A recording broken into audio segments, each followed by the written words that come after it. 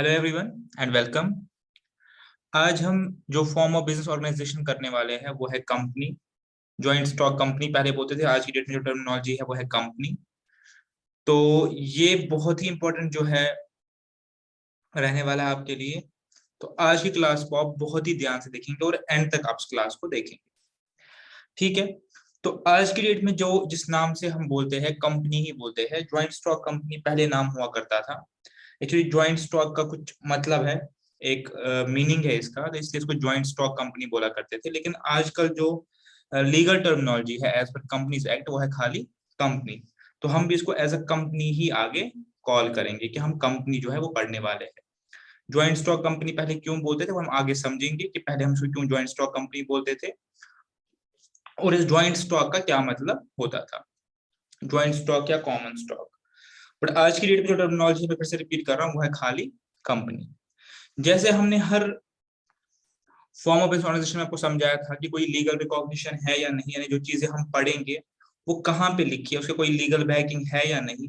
तो कंपनी के केस में जो लीगल बैकिंग है, यानी जो लॉ या एक्ट है जो गवर्न करता है इसको, वो अभी जो करंटली इन फोर्स है वो है कंपनीज एक्ट 2013। यानी आगे हम जो भी बातें पढ़ेंगे वो यहाँ कहाँ लिखी है, वो इस कंपनी एक्ट 2013 में जो है वो लिखी हुई है। और 2013 का जो कंपनी एक्ट है, जो नया कंपनी एक्ट आया, इसके आने से पहले तक जो एप्लीकेबल था, यानी 1986 से लेकर 2013 तक जो एक्ट एप्लीकेबल था वो था कंपनीज एक्ट 1956, जो कि अब फोर्स में नहीं है। तो अभी जो हम पढ़ेंगे और जो भी चीजें हम आपको समझाएंगे और जो भी कंपनी लॉ है वो कंपनी एक्ट 2013 में लिखा हुआ है। अगर आपकी किसी बुक में या कोई नोट्स में आप कंपनी एक्ट 1956 देखें तो आप समझ लीजिए कि वो पुराने कंपनी एक्ट की बात कर रहा है जो भी इनफोर्स नहीं है। और जो कंपनीज है इनका जो लेजिस्लेटिव फ्रेमवर्क है वो किस मिनिस्ट्री के अंडर आता है। जैसे मैं कल पढ़ा था कि कोऑपरेटिव सोसाइटी का जो है मिनिस्ट्री ऑफ कॉर्पोरेशन करके एक फ्रेश मिनिस्ट्री बनी है।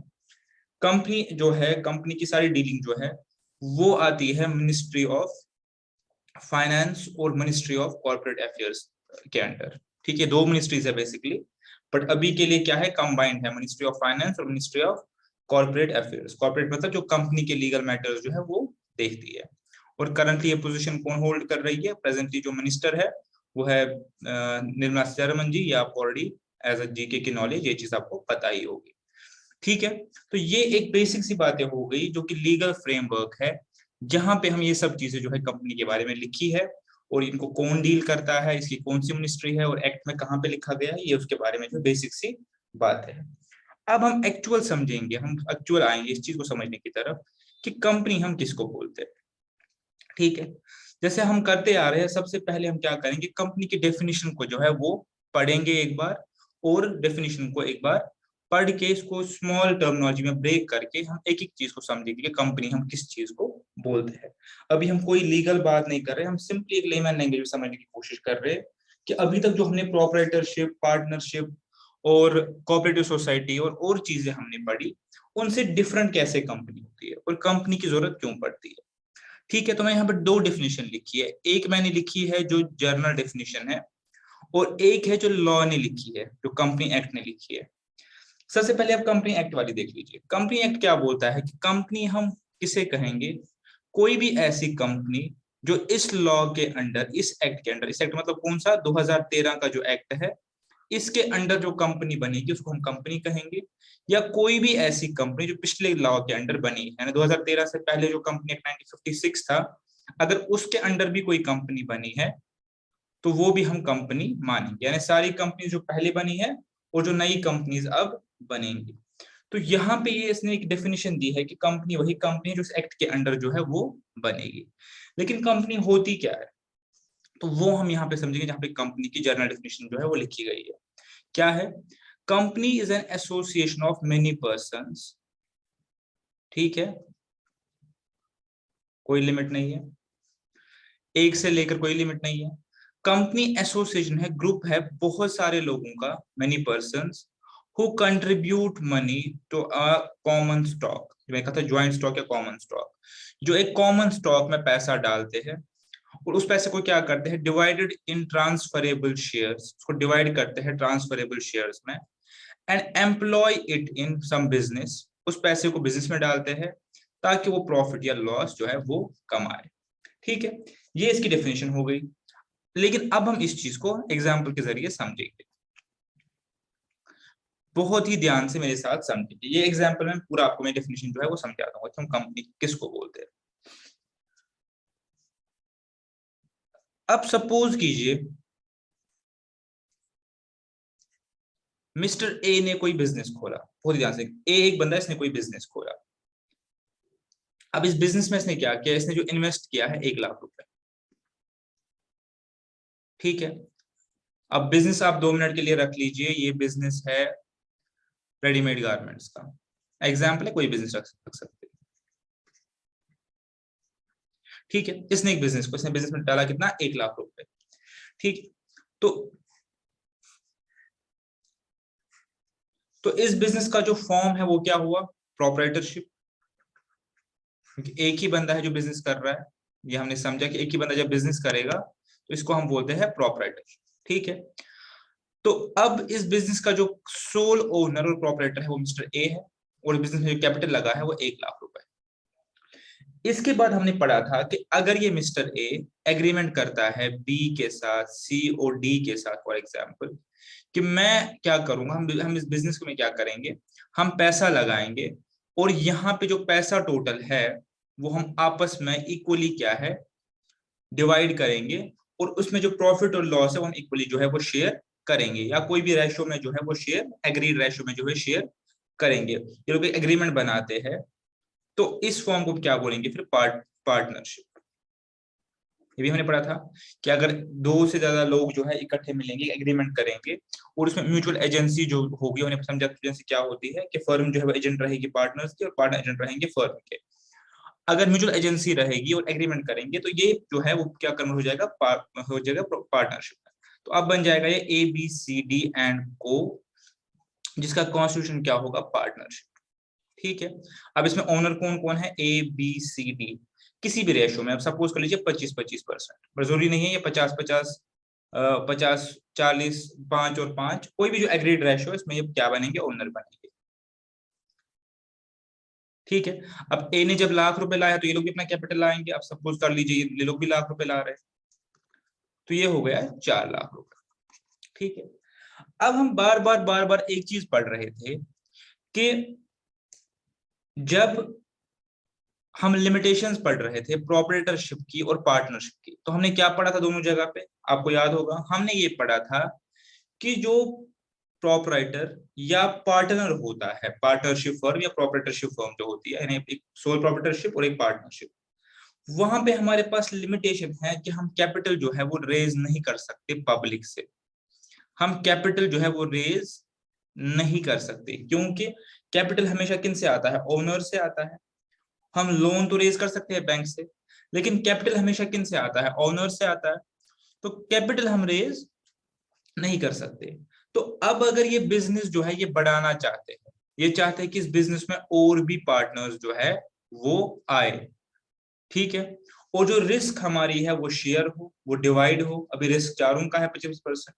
ठीक है, तो यहाँ पे ये लोग और पार्टनर्स को इंडक्ट कर सकते हैं, सीलिंग है वहां तक इंडक्ट कर सकते हैं, लेकिन उसके बाद भी क्या है, लिमिटेशन रहेगी कैपिटल की। ठीक है, अब इस चीज को एड्रेस करने के लिए एक जो है नया फॉर्म ऑफ बिजनेस जो कि लॉन्च हुआ वो है कंपनी। अब कंपनी कैसे काम करेगी, देखिए इससे डिफरेंट कैसे है कंपनी। सपोज एक बिजनेस है, ठीक है, यही वाला बिजनेस है, और इस बिजनेस का जो टोटल कैपिटल जो है, जो टोटल कैपिटल है जो इस बिजनेस को करने के लिए रिक्वायर्ड है, वो सपोज मान लीजिए 10 लाख है। ठीक है, तो हम क्या करेंगे, इस 10 लाख के जो है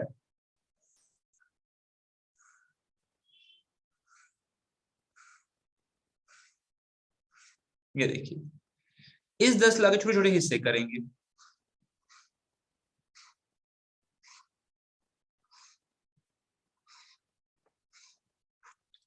ठीक है, हो जाता है। देखिए, अब मैंने इस 10 लाख कैपिटल के छोटे छोटे क्या कर लिए, हिस्से, एज बिजनेस के अपन छोटे छोटे हिस्से कर लिए। ठीक है, ये हिस्से हो गए। ये जो है ये जो टोटल बिजनेस है इसको कंबाइंड वे में हम बोलते हैं ज्वाइंट स्टॉक, ठीक है। यानी हम लोगों ने या बहुत सारे लोगों ने मिलके ज्वाइंटली एक बिजनेस में जो है पैसे लगा लिए, तो इसीलिए पहले इसको बोलते थे ज्वाइंट स्टॉक कंपनी। अब कंपनी बोलते हैं, लेकिन मतलब वही है। अब 10 लाख रुपए है, तो मैंने इस 10 लाख के, आप मान लो मैंने इसके हिस्से कर लिए, ठीक है, मैंने इसके छोटे छोटे हिस्से कर लिए इस बिजनेस के। एक बहुत बड़ा बिजनेस है जहां पे 10 लाख रुपए की रिक्वायरमेंट है, लेकिन मैंने इस बिजनेस के छोटे छोटे छोटे क्या कर लिए, इस कैपिटल के हिस्से कर लिए। तो आप सपोज कर लीजिए, सपोज मैंने इसके कर लिए 1000 हिस्से, मैं इसे कर लिए 1000 हिस्से। तो आप ध्यान से देखेंगे, जो ये एक हिस्सा है ये वाला,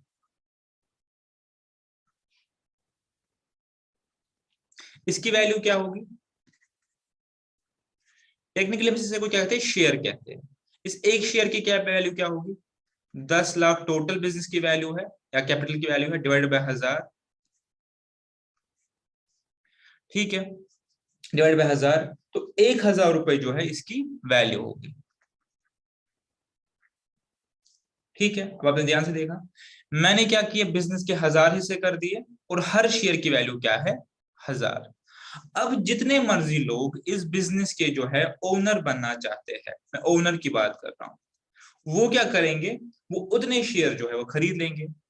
अगर कोई बंदा इस बिजनेस के एक शेयर का ओनर बनना चाहता है, ठीक है, 1000 मेरे पास टोटल शेयर है, इसमें से एक शेयर खरीदना चाहता है तो 1000 रुपए देगा। कोई बंदा 2 का ओनर बनना चाहता है तो क्या करेगा, 2000 देगा, वो ये 2 शेयर खरीद लेगा, so on and so fourth, ठीक है।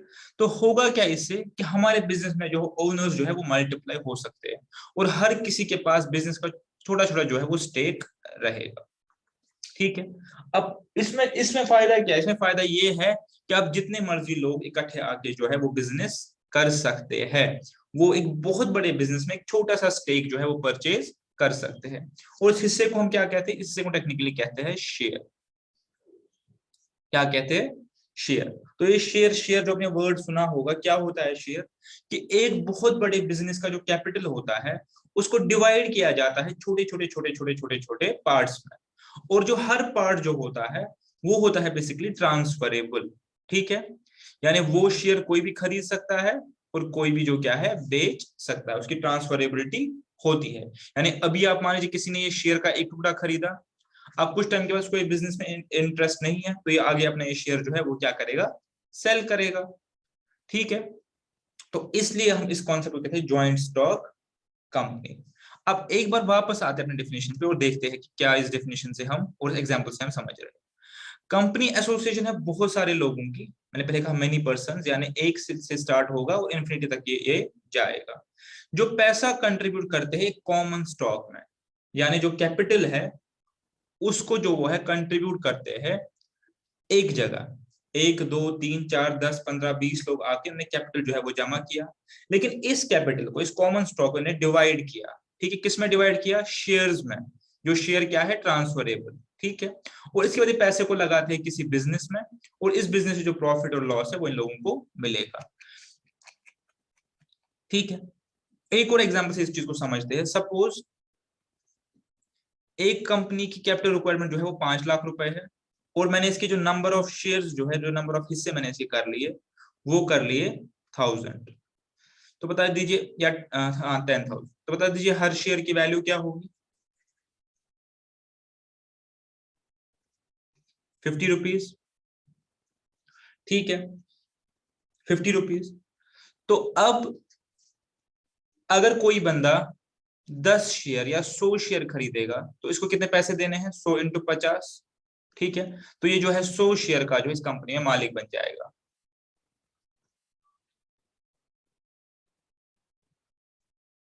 यानी ये बन जाएगा 100 शेयर का मालिक, कितने में से, 10,000 टोटल शेयर है, 100 शेयर का मालिक ये बन जाएगा।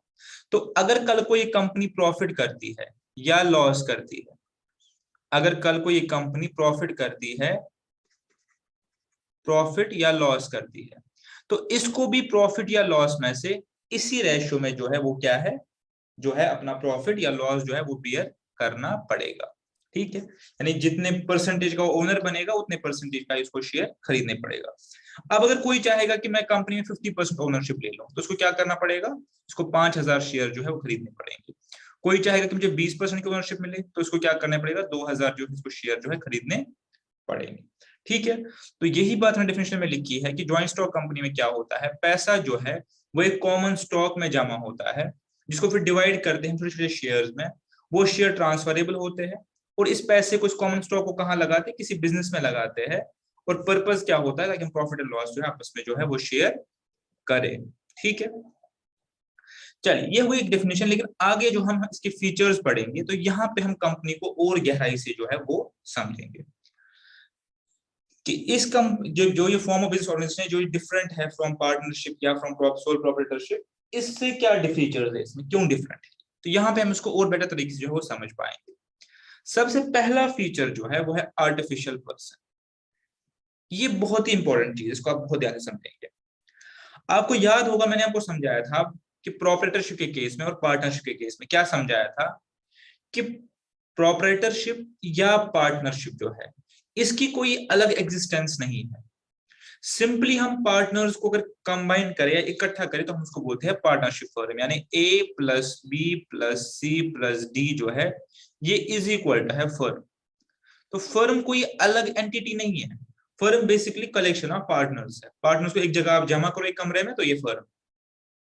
तो इसका मतलब क्या है कि फर्म और पार्टनर्स जो है वो सेपरेट नहीं है, एक दूसरे के एजेंट, हमें पता है एक दूसरे के एजेंट से हमने पढ़ा था, वहां पे हमने म्यूचुअल एजेंसी को पढ़ा था। लेकिन मेन पॉइंट क्या है कि फर्म जो है इसकी कोई अपनी सेपरेट एग्जिस्टेंस जो है वो नहीं है, सिंपली कलेक्शन ऑफ पार्टनर्स को हम फर्म बोलते हैं। लेकिन यहां पे डिफरेंट है, जो कंपनी है, जैसे एक कंपनी बनती है, तो एक कंपनी सबसे पहले आप समझ लीजिए इसको बनाता कौन है, इसको बनाता है by application of law. Company existence में कैसे आती है, बाय एप्लीकेशन ऑफ लॉ, इस चीज को याद रख लीजिए। कौन सा लॉ है, कंपनी एक्ट 2013। तो लॉ जो है वो रिकॉग्नाइज करता है कि एक कंपनी जो है कैसे वजूद में आएगी। तो जब एक कंपनी वजूद में आ जाती है तो ये बनती है एक आर्टिफिशियल पर्सन, यानी इसकी एक अलग जो अपनी है वो पहचान है। उसका क्या मतलब है कि फॉर एग्जाम्पल एक कंपनी बन गई ABC limited, for example limited लिखा पीछे ABC लिमिटेड, ठीक है, या ABC प्राइवेट लिमिटेड, वो हम आगे पढ़ेंगे प्राइवेट लिमिटेड लिमिटेड कंपनी। तो एक कंपनी बन गई। अब ये कंपनी जो है लॉ की नजर में एक सेपरेट पर्सन है, यानी लॉ ने इसको हम कह सकते हैं बर्थ दिया है। ठीक है, अब इसके बाद ये कंपनी क्या कर सकती है, अपने नाम से कॉन्ट्रैक्ट कर सकती है, अपने नाम से स्यू कर सकती है किसी को, अपने नाम से क्या कर सकती है, प्रॉपर्टी खरीद सकती है। ठीक है, और अपने नाम से जो है कॉन्ट्रैक्ट्स और एग्रीमेंट्स जो है वो एग्जीक्यूट कर सकती है। और जब लोग इसको स्यू करेंगे तो इसी नाम से करेंगे।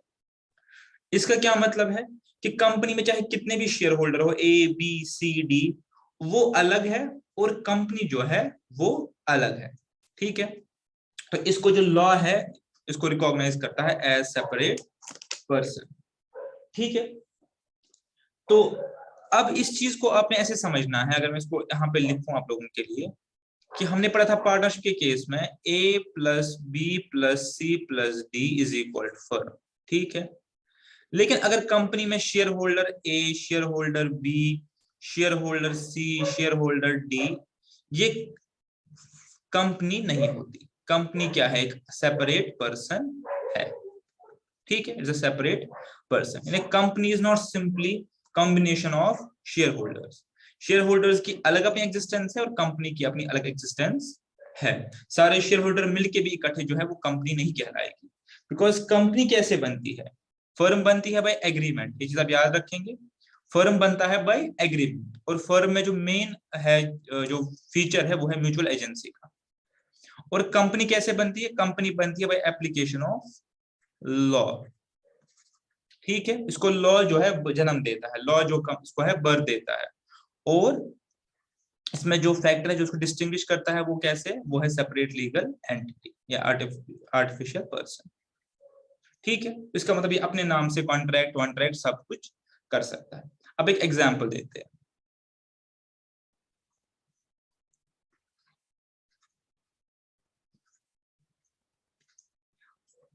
मैं जेके बैंक लिमिटेड इसलिए एग्जांपल दे रहा हूं क्योंकि आप लोगों ने देखा होगा तो आपके सामने है। जेके बैंक लिमिटेड एक कंपनी है, ठीक है। अब आपने इस बैंक में पैसे रखे या आपने कोई भी सर्विस इनकी यूज की, ब्रोकर सर्विस, पैसे रखे, क्रेडिट कार्ड सर्विस, और कोई डिस्प्यूट आपको इनके साथ हुआ, आपको इनके साथ कोई डिस्प्यूट हुआ फॉर एग्जाम्पल, तो आप स्यू किसको करेंगे, केस किसको करेंगे? आप जेके बैंक लिमिटेड को ही करेंगे। आप इसके मैनेजर या इसके ब्रांच मैनेजर को केस नहीं करेंगे, क्योंकि आपको भी पता है कि इसके ब्रांच मैनेजर या जो भी इसके ऑफिसर्स है, ठीक है, वो जो है वो अलग है, और जेके बैंक लिमिटेड जो है वो अपने आप में एक अलग एंटिटी है। तो जो भी कॉन्ट्रैक्ट आपके साथ करता है जेके बैंक करता है, चाहे किसी ऑफिसर के थ्रू करे, लेकिन करता कौन है? जेके बैंक करता है। बिकॉज जेके बैंक जो है एक सेपरेट जो है उसकी अपनी एग्जिस्टेंस मानी जाएगी। या फॉर एग्जाम्पल, आप किसी अपने दोस्त को जानते हैं जिसके पास जेके बैंक के शेयर पड़े, तो वो जेके बैंक का ओनर हो गया, उतने परसेंटेज का ओनर हो गया, तो क्या आप उसको केस कर सकते हैं being a owner? Answer is no. Although वो ओनर है इस बिजनेस का कुछ परसेंटेज का, 1%, आधा परसेंट, 0.001%, लेकिन तब भी वो ओनर जो है वो अलग है और जेके बैंक लिमिटेड जो है वो अलग है। इसको हम बोलते हैं आर्टिफिशियल पर्सन। आर्टिफिशियल पर्सन का मतलब क्या हो गया कि इसकी एग्जिस्टेंस जो है वो independent of its members. Members कल को रहे या मेंबर्स कल को नहीं रहे, कंपनी तब भी रहेगी। अच्छा, पार्टनर्स अगर नहीं रहेंगे तो फर्म भी नहीं रहेगी, लेकिन अगर कंपनी के सारे शेयर होल्डर्स, सपोज आप मान लो इंसॉल्वेंट हो जाए, मर जाए, कंपनी तब भी रहेगी। अब क्वेश्चन है कंपनी फिर बंद कैसे होती है?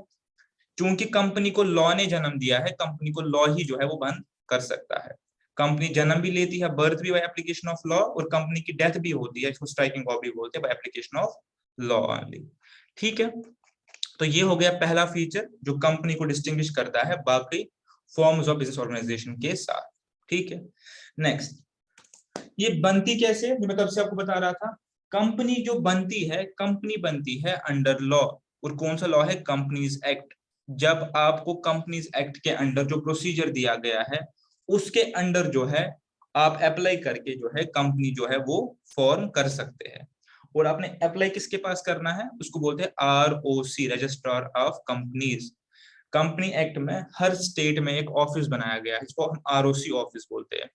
एक हेड ऑफिस और उसके ब्रांचेस भी हो सकते हैं, जहां पे आपको अप्लाई, आजकल ऑनलाइन होता है सब कुछ। इसकी साइट भी है एमसीए की, याद रखिए, ये आपके लिए जनरल नॉलेज है, आपको इसी एग्जाम के रिलेवेंट नहीं है। एमसीए की साइट भी है, जहां पे जाके आपको पूरी फॉर्मेलिटीज जो है वो पूरी करनी पड़ती है, और उसके बाद जो है कंपनी वजूद में आती है। ठीक है, और जब कंपनी वजूद में आती है तो एक नंबर भी दिया जाता है, इसको हम सिन नंबर बोलते हैं। यहाँ पे लिख देता हूँ। आपको सबसे पहले क्या करना है?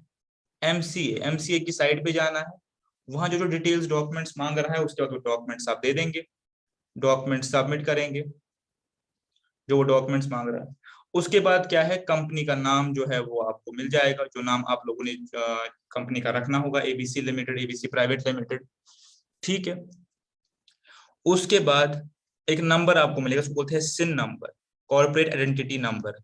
ये नंबर आपको मिलेगा ताकि आपकी कंपनी का यूनिक नंबर रहेगा। तो ये मैं कह रहा हूँ उसको कैसे बन रही है, अंडर लॉ बन रही है, लॉ इसको जन्म दे रहा है। ये देखिए, जैसे हमारा नाम रखते हैं घर वाले, तो ये कंपनी का नाम हो गया। इसके बाद इसका यूनिक नंबर रहेगा, जो स्कूल हमारा रोल नंबर होता है ताकि हम रिकॉग्नाइज किए जाए। तो इसलिए कंपनीज का होता है सिन नंबर, ताकि आप किसी कंपनीज को उसके सिन नंबर से जो है वो रिकॉग्नाइज करे, कॉर्पोरेट आइडेंटिटी नंबर। इसके बाद इसको मिलती है सर्टिफिकेट ऑफ इनकॉर्पोरेशन, यानी बेसिकली जैसे हमारा बर्थ सर्टिफिकेट बनता है लोगों का, कंपनी का क्या बनता है? Certificate of incorporation. एक सर्टिफिकेट दिया जाता है आरओसी की तरफ से कि आप जो है आज इनकॉर्पोरेट एज अ कंपनी जो है वो हो गए। मैंने कहा कंपनी एक अलग बंदा है, तो कंपनी जो है वो इनकॉर्पोरेट हो गई, इसको मतलब सर्टिफिकेट ऑफ इनकॉर्पोरेशन। और अगर ये पब्लिक कंपनी है तो इसको एक और सर्टिफिकेट लेना पड़ता है, certificate of commencement of business. अगर पब्लिक नहीं है तो इसकी जरूरत नहीं है, तब जाके जो है कंपनी जो है वो वजूद में आ जाती है। तो एक बार जब लॉ की मदद से कंपनी बन गई, उसको उसको जो डेथ है वो लॉ ही दे सकता है। मेंबर्स कल को रहे नहीं रहे, कंपनी जो है वो तब भी रहेगी। ठीक है, तो ये हम पढ़ रहे थे यहाँ पे, इसका फ्यूचर क्या है, किसकी फॉर्मेशन होती है अंडर कंपनीज एक्ट, और रजिस्ट्रेशन इसकी जो है वो होगी विद आरओसी, और ये सारा क्या होगा अंडर कंपनीज एक्ट 2013। ठीक है, ये होता है कंपनी कैसे वजूद में जो है वो आती है। ठीक है, तो पॉइंट नंबर 2 को कंक्लूड करते हैं कि कंपनी जो है उसको जो बर्थ है वो लॉ देगा और उसकी डेथ जो है वो भी आएगी बाय एप्लीकेशन ऑफ लॉ। ये इसकी फॉर्मेशन है। अब कंपनी में लायबिलिटी का क्या रहेगा, ये तो काफी सिंपल है।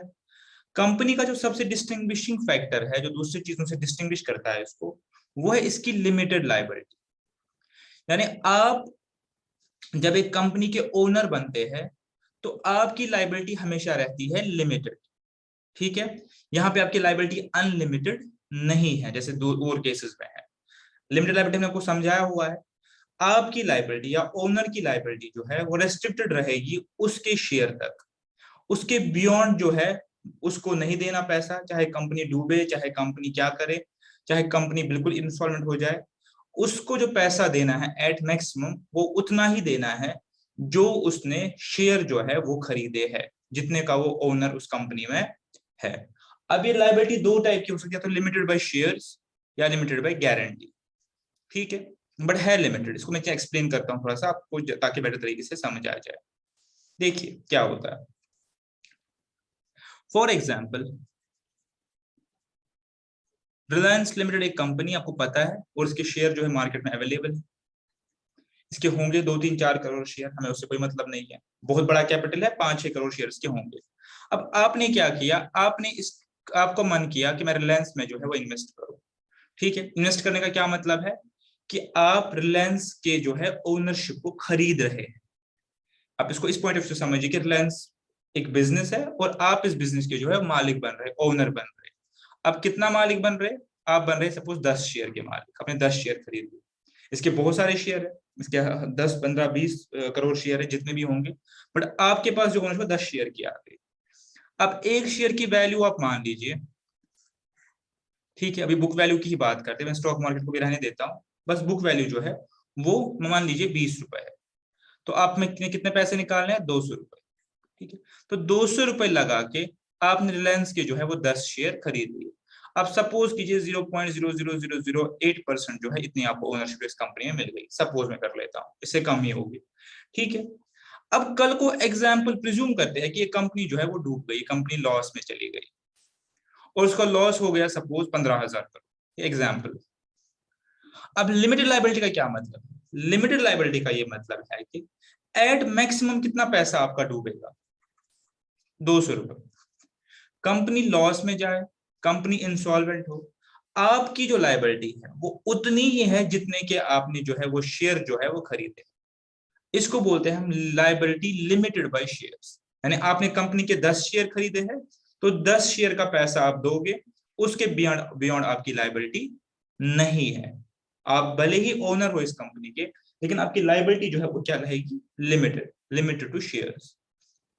ठीक है, तो इसका क्या मतलब है, इसका मतलब है कि आप कोई भी पब्लिक कंपनी ले लीजिए, आप उसमें इन्वेस्ट करना चाहते हैं तो आप स्टॉक मार्केट में जाओ, या आईपीओ में समझाऊंगा बाद में, आईपीओ या स्टॉक मार्केट जाके वो शेयर खरीद लीजिए।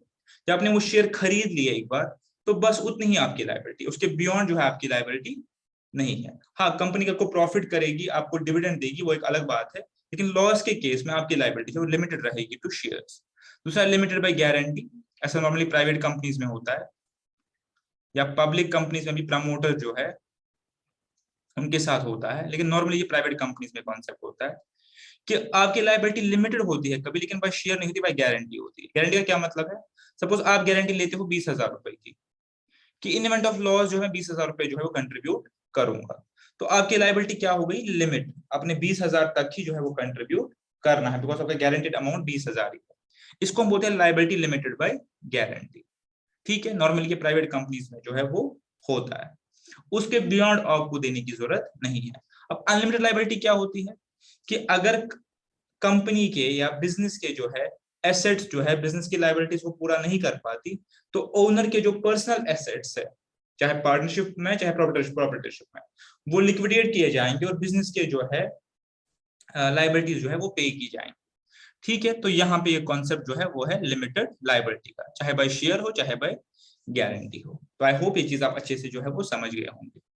ठीक है, अब हम आते हैं इस पॉइंट पे, ट्रांसफरेबिलिटी लिक्विडिटी ऑफ शेयर्स। अब इसको ध्यान से समझेंगे। अब यहाँ पे आते हैं वापस,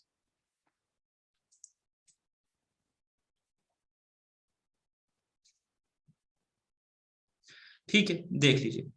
अब यही एग्जांपल वापस ले लीजिए कि हमने एक ज्वाइंट स्टॉक कंपनी जो है उसमें इन्वेस्ट किया, ठीक है, उसमें ऐसे ही इन्वेस्ट किया, छोटे छोटे पार्ट बना के हमने उसमें क्या है इन्वेस्ट किया, हमने एक शेयर जो है वो खरीद लिया या दो शेयर जो है वो खरीद लिया। अब बाद में मुझे लगा कि ये कंपनी अच्छी तो नहीं जा रही है, ये कंपनी अच्छी नहीं जा रही है, तो क्या करूंगा मैं, अपने दो शेयर जो है वो ट्रांसफर कर सकता हूँ। कोई भी बंदा अगर विलिंग है इस बिजनेस में इन्वेस्ट करने के लिए, उसको अपने दो शेयर या जितना भी मेरा परसेंटेज इस बिजनेस में है उतना उसको क्या कर सकता हूँ, ट्रांसफर कर सकता हूँ। तो कंपनी में आपका जो इंटरेस्ट है या आपका जो ओनरशिप है वो ट्रांसफरेबल है, वो आप ट्रांसफर जो है वो कर सकते हैं, ठीक है। तो इसका मतलब क्या है, इसका मतलब ये है कि कंपनी के केस में, एक ज्वाइंट स्टॉक कंपनी के केस में जो आपके शेयर है वो ट्रांसफरेबल है, आप इनको या तो बेच सकते हैं, अपना पैसा इनको बेच के अपना पैसा कमा लेंगे, इनको किसी और को जो है वो क्या कर सकते हैं, वो किसी और को जो है खरीद सकते हैं। अब आगे आप पढ़ोगे कि प्राइवेट कंपनी में ऐसा नहीं होता, लेकिन हम आगे पढ़ेंगे। जर्नल कंपनी का मतलब यही होता है कि अपना शेयर जो है वो ट्रांसफर कर सकते हैं। लिक्विडिटी का क्या मतलब होता है, लिक्विडिटी का मतलब होता है आप उसको कैश में वापस कन्वर्ट कर सकते हो, आप अपना यहाँ पे ले सकते हो। अब पार्टनरशिप फर्म में क्या है, और पार्टनरशिप फर्म में तीन पार्टनर है, इसका सपोज 30%, 30%, 40%। अभी अपना शेयर जो है वो बेचना चाहता है 40%, तो इसको सारे पार्टनर से पहले क्या करना पड़ेगा, परमिशन लेनी पड़ेगी, अप्रूवल लेना पड़ेगा, ठीक है। यानी एक पार्टनर अगर अपना शेयर बेचना चाहता है या किसी और को देना चाहता है या किसी को एडमिट करना चाहता है चौथे पार्टनर को, तो सब पार्टनर का यूनानिमसली इसमें क्या होना चाहिए, कंसेंसस होना चाहिए। यहाँ पे ऐसा नहीं है, आप एक एक शेयर होल्डर के घर थोड़ी जाओगे कि मुझे अपने दो शेयर बेचने, नहीं, आपके पास दो शेयर आपने यहाँ से बेच दिए, बाकी उनके पास अपना शेयर है, वो अपना शेयर रखेंगे, कोई और बेचना चाहे वो भी बेच देगा। कंपनी जो as such as a whole है वो इंटैक्ट रहेगी, ओनर आते रहेंगे जाते रहेंगे, कंपनी जो है वो रहेगी। आप ऐसी एग्जांपल ले लीजिए ज्वाइंट स्टॉक कंपनी की, एक ट्रेन के जैसी है, ठीक है। ट्रेन में क्या होता है, स्टेशन पे कोई बंदे चढ़ते हैं, कोई उतरते हैं, चढ़ते हैं, उतरते हैं, तो पैसेंजर तो चेंज होता रहता है, लेकिन ट्रेन जो है वो एज इट इज रहेगी। तो ऐसे ही कंपनी जो है एज इट इज रहेगी, कंपनी का कैपिटल एज इट इज रहेगा, जो ओनर है वो बदलते जाएंगे, ठीक है। अगर कोई अपना शेयर खरीद रहा है, बेचता है, खरीदा बेचता है, तो क्या होगा, तो कंपनी में जो ओनरशिप है या जो इंटरेस्ट है कंपनी में वो ट्रांसफरेबल है, इस चीज को आप ध्यान से देखेंगे। लेकिन प्राइवेट कंपनी में कुछ रेस्ट्रिक्शन है, वो हम बाद में डिस्कस करेंगे। अब नेक्स्ट एक देख लीजिए, परपिचुअल सक्सेशन। इसका क्या मतलब है, इसका मतलब ये है कि शेयर होल्डर चाहे कल को डेथ हो, इंसॉल्वेंट हो या इनसेन हो, ये हम तीन चीजें बार बार पढ़ते हैं, कुछ भी हो शेयर होल्डर्स के साथ, उससे कंपनी की लाइफ पे कोई असर नहीं पड़ेगा। यानी शेयर होल्डर्स के साथ क्या हो रहा है, उससे जो कंपनी की लाइफ पे जो है कोई असर नहीं पड़ेगा, क्योंकि कंपनी को लॉ ने बनाया है, कंपनी को लॉ ही जो है वो वाइंड अप करेगी। तो शेयर होल्डर की डेथ से, इंसॉल्वेंसी से कंपनी पे कोई फर्क नहीं पड़ता। यानी पहले ही कहा, शेयर होल्डर आते रहेंगे जाते रहेंगे, कंपनी जो है वो अपनी एग्जिस्टेंस उसकी जो है वो बरकरार रहेगी, ठीक है। इसके अलावा हमने क्या पढ़ा था कि जो रिस्क है, हमने हमेशा पढ़ा था कि रिस्क जो है वो काफी ज्यादा रहता है प्रोप्राइटरशिप में और पार्टनरशिप में। क्यों ज्यादा रहता है, क्योंकि रिस्क हमेशा दो या तीन लोगों को उठानी है, प्रोप्राइटर में एक ही बंदे को उठानी है। लेकिन कंपनी के केस में चूंकि मेरे पास नंबर ऑफ ओनर्स बहुत ज्यादा है, इसलिए मैं अगर मुझे कोई बड़ा प्रोजेक्ट करना होगा, मैं अपनी रिस्क को जो है डिस्ट्रीब्यूट कर सकता हूँ। ये तो बहुत ही इजी चीज है, जब आपने नंबर ऑफ ओनर्स बढ़ा दिए तो रिस्क ऑफ लॉस जो है वो क्या होगा, डिस्ट्रीब्यूट होगा सारे जो है अपने शेयर होल्डर्स में। इसके अलावा जो एक इंपॉर्टेंट है, separation of ownership and management, एक इंपॉर्टेंट पॉइंट है। क्या मतलब है, अगर आप ध्यान से देखेंगे, और ये चीज आप पहली बार पढ़ रहे हैं अभी तक, अगर आप ध्यान से देखेंगे, प्रोपराइटरशिप के केस में मिस्टर ए प्रोपराइटर है, वो खुद ही बिजनेस का मैनेजर है, एबीसी पार्टनर है और खुद ही बिजनेस को मैनेज कर रहे हैं, बिजनेस को खुद ही चला रहे हैं। इनफैक्ट कोऑपरेटिव सोसाइटी में भी हमने देखा था कि जो मेंबर्स होते हैं 10 या 8 या 9, वो खुद ही बिजनेस को चलाते हैं, हमने पढ़ा था वो चीज। कंपनी के केस में क्या होता है, separation of ownership and management, ये बहुत इंपॉर्टेंट है। ओनर कोई और है, बिजनेस कोई और चला रहा है, ठीक है। अब यही एग्जांपल लेते हैं जेके बैंक की, बहुत ध्यान से देखेंगे, जेके बैंक के एग्जांपल लेते हैं। अब जेके बैंक के केस में आप देखिए, शेयर होल्डर सारे जो है, जो शेयर होल्डर अपने घर में बैठे, आपके पास हो सकता है 100 शेयर हो, किसी के पास 1000 शेयर, किसी के पास 9000 शेयर हो, 10,000 शेयर हो। तो इफेक्टिवली ये सारे जो शेयर होल्डर, ये ओनर है इस बिजनेस के, ठीक है। बट ये सारे अपने घरों में बैठे हैं, कोई नौकरी कर रहा है, कोई कुछ कर रहा है। बिजनेस कौन चला रहा है? बिजनेस चला रहा है डायरेक्टर्स, या आप दूसरे में बोलते हैं मैनेजमेंट। तो क्या मतलब है इसका? कंपनी के केस में शेयर होल्डर्स जो है वो खुद बिजनेस नहीं चलाते, वो बस बिजनेस में ओनर रहते। बिजनेस चलाने के लिए वो लोग हायर करते हैं डायरेक्टर्स को या मैनेजमेंट को, ठीक है। तो मैनेजमेंट क्या है, वो कंपनी के बिजनेस के यहाँ पे डिसीजंस जो है वो लेती है। वो अच्छे डिसीजंस लेंगे तो कंपनी को प्रॉफिट होगा, गलत डिसीजन लेंगे तो कंपनी को लॉस होगा। और प्रॉफिट और लॉस किनको बियर करना है? वो शेयर होल्डर्स को बियर करना है। तो यहाँ पे ओनर अलग है और मैनेजमेंट अलग है। और ऐसा ही होता है, अगर आप रिलायंस लिमिटेड के 2 या 3% के शेयर खरीदेंगे, फॉर एग्जांपल 1% का शेयर खरीदेंगे, 1000 शेयर खरीदेंगे, तो आप कल को जाके उनकी बीओडी में नहीं बैठे डिसीजंस लेंगे कि मेरे पास 1000 शेयर है ना। क्यों? क्योंकि उसकी मैनेजमेंट जो है वो सेपरेट है और उसके जो ओनर जो है वो सेपरेट है। अब मैनेजमेंट कैसे डिसाइड होती है, उसका एक तरीका होता है, वो बीओडी में डिसाइड होता है। तो चूंकि जो छोटे मोटे शेयर होल्डर्स होते हैं, हम जैसे जो इनको हम रिटेल इन्वेस्टर्स बोलते हैं, इनका स्टेक बहुत ही नॉमिनल होता है, तो इनकी जो है से जो है वो डिसाइड नहीं करती। जो बड़े बड़े शेयर होल्डर्स जिनके पास सिग्निफिकेंट होल्डिंग होती है, तो उनका से जो है वो डिसाइड करता है कि कौन मैनेजमेंट में रहेगा। लेकिन जो नॉर्म है वो ये है कि मैनेजमेंट अलग है और ओनरशिप क्या है वो अलग है, ठीक है। तो यहाँ पे यही चीज जो है, जो फीचर है जो डिफरेंट है दूसरे से, कि ओनरशिप और मैनेजमेंट जो है वो इसमें सेपरेट होती है कंपनी में। ओनर कौन है? ओनर शेयर होल्डर है। और मैनेजमेंट कौन है? डायरेक्टर्स और दूसरे लोग। अच्छा, अब कंपनी चूंकि एक सेपरेट पर्सन है, अब उसको कोई डॉक्यूमेंट साइन करना होगा, कोई एग्रीमेंट करना होगा, तो ये कैसे करेगी? उसके लिए यूज करेगी कॉमन सील। जैसे एज ए इंडिविजुअल हमें कोई डॉक्यूमेंट हम अपना साइन करते हैं, लेकिन कंपनी क्या यूज करती है? अपनी सील, ठीक है। इसको हम बोलते हैं कॉमन सील। कॉमन सील का मतलब है कि कंपनी को अगर कोई भी डॉक्यूमेंट सर्टिफाई करना हो, एग्रीमेंट करना हो, किसी को केस करना हो, तो इसके लिए अपनी एक कॉमन सील जो है वो इस्तेमाल करेगी। वो सारे डॉक्यूमेंट्स पे कंपनी के ब्याह पे कोई बंदा करेगा, कोई भी करे, लेकिन वो माना जाएगा कि कंपनी ने इस डॉक्यूमेंट को जो है वो सर्टिफाई किया हुआ है। और लास्टली क्या है? Separate legal entity. इसका मतलब क्या होता है? There is no mutual agency. यानी शेयर होल्डर जो है या ओनर, ओनर है, ओनर कंपनी का एजेंट नहीं है। ओनर कंपनी के एक्ट से बाउंड नहीं है, ना कंपनी ओनर के एक्ट से बाउंड। ओनर कल को क्या करे उससे कंपनी बाउंड नहीं है, और कंपनी क्या करे उससे ओनर बाउंड नहीं है। दोनों की एंटिटीज जो है वो सेपरेट है, अलग अलग है। तो ये सारे फीचर मिला के आप देखेंगे जॉइंट स्टॉक कंपनी जो है वो बनती है, ठीक है। अब इन्हीं फीचर से हम क्या पढ़ते हैं? मेरिट्स और डीमेरिट्स, ठीक है। मेरिट्स और डीमेरिट्स। तो अगर आपने ध्यान से ये पढ़ा होगा तो आप मेरिट और डीमेरिट खुद ही निकाल सकते हैं। सबसे पहला मेरिट कंपनी का क्या है? लिमिटेड लायबिलिटी, और सबसे बड़ा मेरिट है। यानी आप अगर किसी बिजनेस में इन्वेस्ट करना चाहते हैं, किसी बहुत बड़े बिजनेस में इन्वेस्ट करना चाहते हैं, तो आपकी लायबिलिटी हमेशा रहेगी लिमिटेड अप टू शेयर्स या गारंटी। तो इससे क्या होता है? इससे इन्वेस्टमेंट जो है वो एनकरेज होती है। आपको पता है कि अगर मुझे इन्वेस्टमेंट करना है तो मेरा नुकसान कितना है? 200, सपोज आपने 1000 शेयर खरीद लिया और शेयर 20 रुपए का है, तो आपको पता है 20,000 का मेरा मैक्सिमम लायबिलिटी है।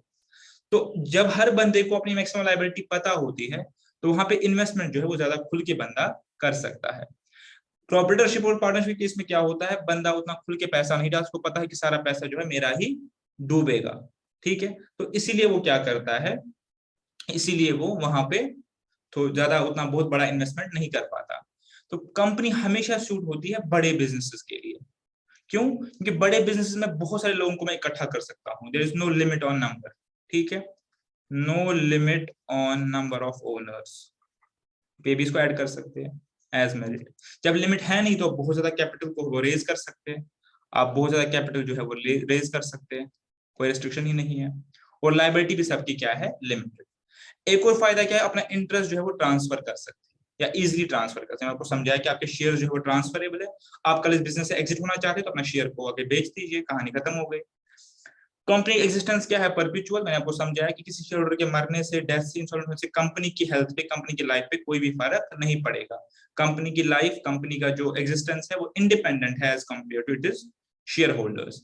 कंपनी को लॉ बनाती है और लॉ ही उसको जो है वाइंड अप कर सकती है, ठीक है। अभी जो इनकम टैक्स एक्ट है उसमें कंपनीज को जो है, इसको हम कॉर्पोरेटाइजेशन बोलते हैं, कॉर्पोरेट सेक्टर में आने के लिए कुछ इंसेंटिव दिए हैं। टैक्स रेट जो है वो कम किए गए हैं, 25% टैक्स रेट किया, 30% पहले उसको कम किया गया है, कुछ स्पेशल केस में 22% भी है। तो टैक्स रेट जो है वो कम किए गए हैं गवर्नमेंट ने, किस लिए? ताकि वो लोगों को इंसेंटिवाइज करे, लोगों को इंसेंटिव दे कि वो जो है अपना प्रोप्राइटरशिप और पार्टनरशिप से निकल के जो है वो कंपनी जो है वो बनाए। ठीक है, तो ये भी कंपनी का एक और बेनिफिट होता है।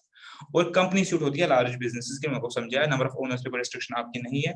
इसके अलावा आप मेरिट्स में लिख सकते हैं कि रिस्क जो है वो डिवाइड होती है, रिस्क डाइवर्सिफिकेशन या डिवीजन, रिस्क एलोकेशन भी बोल सकते हैं इस चीज को।